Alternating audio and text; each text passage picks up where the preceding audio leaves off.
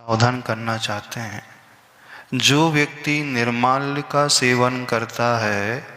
वह अपने भवों को पतन के गर्त में डाल देता है। धन्य कुमार चरित्र पढ़िए। पूर्व भाव में उस धन्य कुमार के जीव ने मंदिर की सामग्री का निर्माल्य का सेवन किया था और उसका प्रभाव उसे नरक गति में जाकर के दुखों को भुगतना पड़ा था। तो सावधान हो जाइए। यदि आपने दान दिया है, पूर्वजों ने दान दिया है और दान देकर के सामाजिक उत्थान के लिए कोई संस्था का निर्माण किया है, ट्रस्ट का निर्माण किया है, तो उनकी आने वाली पीढ़ी पर कोई ऐसा अधिकार नहीं होता है कि पूर्वजों की संपत्ति को वह किसी तरीके से बेच सके और अपने फायदे के लिए, अपने लोभ के लिए, पैसों के लोभ के लिए औने पौने दाम में बेच दे और अपना स्वार्थ सिद्ध करने के लिए गलत तरीके का उपयोग करते हुए ऐसा कार्य कर दे। ये वर्तमान में सबसे निंदनीय कार्य है। पर जो कार्य में सहयोग दे रहे हैं, जिनका मल इंटेंशन है, जिन्होंने गलत तरीके से इस प्रकार के पेपर्स बनाए हैं, गलत तरीके से इस प्रकार की भावना रखी है, यह दिखला करके कि हमारे पास फंड नहीं है, हम जीर्णोद्धार करना चाहते हैं, फंड की शॉर्टेज है और उस फंड की पूर्ति के लिए हम 3 एकड़ की जमीन को बेच रहे हैं, बस मंदिर को सुरक्षित रख रहे हैं और हॉस्टल को थोड़ा सा हम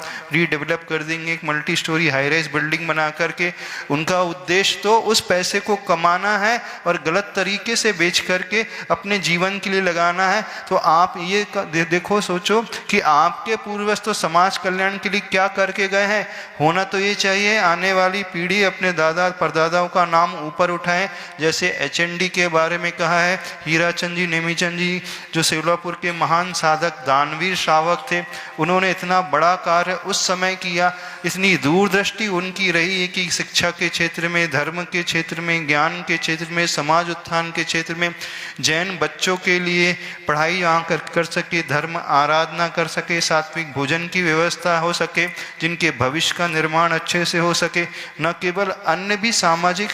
अच्छे कार्य के लिए जिन्होंने ऐसी जमीन बनाए दान में दी है, तो ये उन्हें कोई आज वर्तमान की पीढ़ी को कोई अधिकार नहीं है, चाहे वो ट्रस्टी के रूप में हो अथवा किसी गलत तरीके से कुछ ट्रस्टियों को इन्वॉल्व कर लिया और चैरिटी कमिश्नर ने कैसे परमिशन दे दी बेचने की, हमें बड़ा आश्चर्य हो रहा है। तो इसके पीछे कोई बहुत घनी बदबू आ रही है, कुछ स्वार्थ ऐसा कुछ लोगों का छिपा हुआ है जो इस कार्य को अंजाम दे रहे हैं। पर ये ध्यान रखें, आप अपने भविष्य के लिए बहुत बड़े पतन का कारण बनने जा रहे हो। इसका परिणाम आपको एक भव में नहीं, कई कई भव में भुगतना पड़ेगा।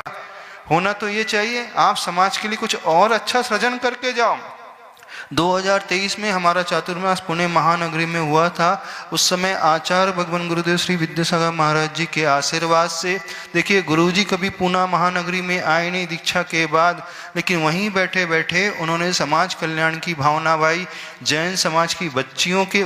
उज्जवल भविष्य के लिए, क्योंकि आज जो बच्चियां छोटे शहरों में, गाँव में रह रही हैं, वहाँ अच्छी पढ़ाई की सुविधाएँ नहीं है, तो वो अच्छी पढ़ाई के लिए, अच्छी जॉब के लिए बड़े बड़े शहरों में जा कर के शिफ्ट हो जाती हैं। तो पुणे महानगर में कई शहरों से आकर के बच्चियां पढ़ाई कर रही हैं, प्रोफेशनल कोर्सेज कर रही हैं, जॉब कर रही हैं। तो गुरुदेव की प्रेरणा और आशीर्वाद से एक प्रतिभा जागृति हॉस्टल बनकर के तैयार हुआ, जहां 114 बच्चियों की व्यवस्था है।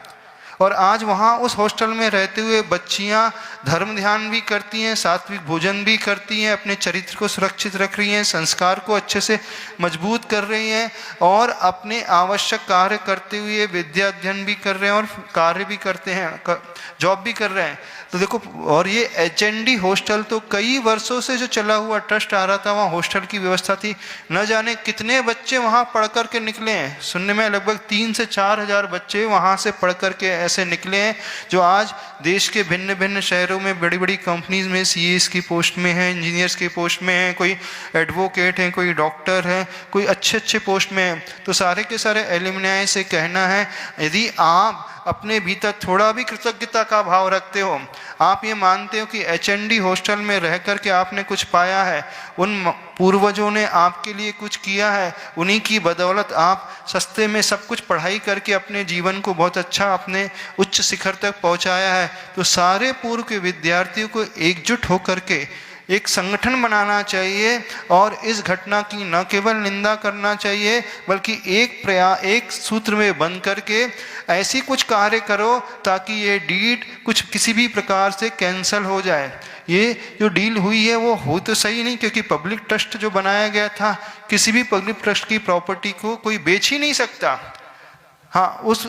संविधान लॉ के अनुसार उसमें इम्प्रूवमेंट करने के लिए कार्य कर सकता है, लेकिन कदापि उसे बेच नहीं सकता। ऐसे महानगर में आज प्रॉपर्टी खरीदना ही कितने महंगा हो जाता है। सुनने में वो हजारों करोड़ की प्रॉपर्टी और पता नहीं कितने में बेच दी गई है, कौड़ियों के भाव में बेच दिया गया, कौड़ियों के भाव में बेच गए हैं। कुछ 6-7 ट्रस्टी हैं, वे ट्रस्टी देखिए आज भी विचार कर लीजिए आपने क्या कार्य किया है। यदि आप नहीं चेतेंगे तो ये पूरे भारत देश की समाज को एकत्रित होना चाहिए और इसके विरोध में आवाज़ उठाना चाहिए। और जो आगामी 17 तारीख को रैली निकलने वाली है HND हॉस्टल से कलेक्ट्रेट तक, तो सारे विद्यार्थी को इसमें सम्मिलित होना चाहिए, अपनी आवाज़ को बहुत जोर तरीके से रखना चाहिए, उस बिल्डर के सामने भी रखना चाहिए, क्योंकि यहाँ पर बात पैसे की है ही नहीं, यहाँ बात इमोशंस की है, भावनाओं की है। हजारों लोगों की भावना जिससे जुड़ी हैं, हजारों लोगों का कैरियर जिससे बना है, हजारों परिवार आज अच्छे से रह रहे हैं,